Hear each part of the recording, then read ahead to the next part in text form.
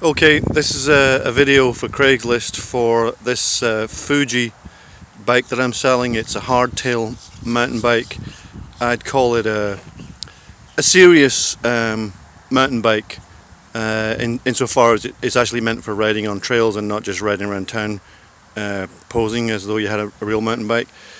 Now the model says Nevada 3.5, but actually this thing is a 2007 Police Special.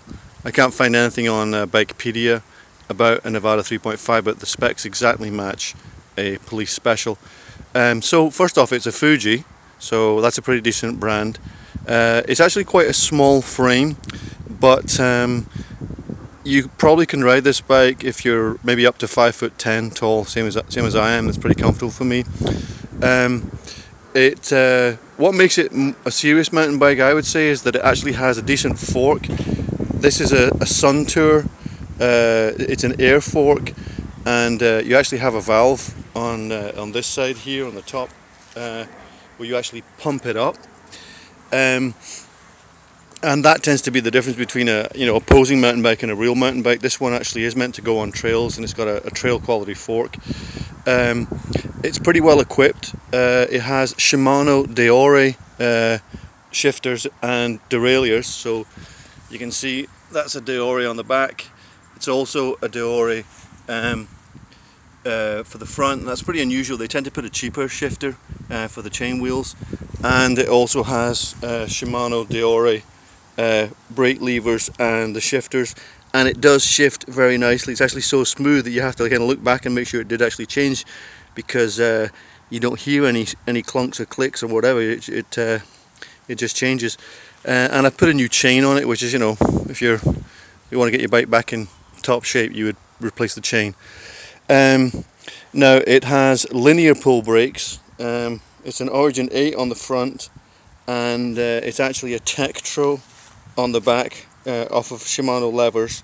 The brakes are good. They're actually kind of almost surprisingly powerful. I've had another bike with disc brakes on it, and this thing actually seems to brake better. The crank is a Truvativ, what's it called again? A Truvativ Blaze, and again, it's a quality crank. You can actually take off all three chain wheels; they separate. So cheaper end mountain bikes, they're usually kind of riveted together, and you can't change them.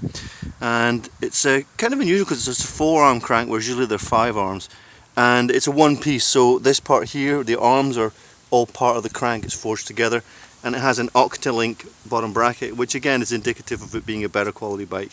The original pedals were Wellgo platforms, and these are some pedals, some new ones I just put on it to bring it back to original specs. So they're quite nice pedals for the road and for going over trails. They've got those kind of spikes on them to keep your grip on the pedals. It has a nice seat pin, better than the seat pin that was stock. It's a long seat pin, and that's one of the reasons why a bigger guy can ride this bike, because the seat pin extends out quite far. The saddle is not stock either. It's a Bontrager, which I believe is the Tech brand, and it's pretty good. The only thing that's really wrong here is that somebody decided to cut a piece of the saddle out on the rear left, and I was going to change the saddle out, but when I actually sat on the seat, it's a pretty good seat, and so I decided I wasn't going to do that. The air fork locks out, and there's this lever here to lock it out. It has an adjustable stem, a Fuji stem and some Fuji bars. Added in were these the climbing bars, which you kind of need if you want to go on the trails. It's got a bottle cage. The wheels have been tensioned up and trued up by me. As I say, I changed the chain out, and the gears are working really nicely. Your changes are very smooth, and cosmetically, the bike is a little bit scratched up. There's quite a few paint chips, but that's why the asking price is $225. If it was cosmetically nicer, I guess I might be up at $275 or $300. But if you're looking for a bike to actually really ride trails, this you know, I think this is probably the best you're going to do. You know, for $225 you're going to get a much better bike than you would get if you go to a Trek store or Bike America, you won't get anything. And if you go to Walmart for that price point, you'll just get garbage. And I was just in the Trek store, and to get something as good as this, I think you have to be looking at spending $650, $700, and maybe it's still not going to be quite as good as this.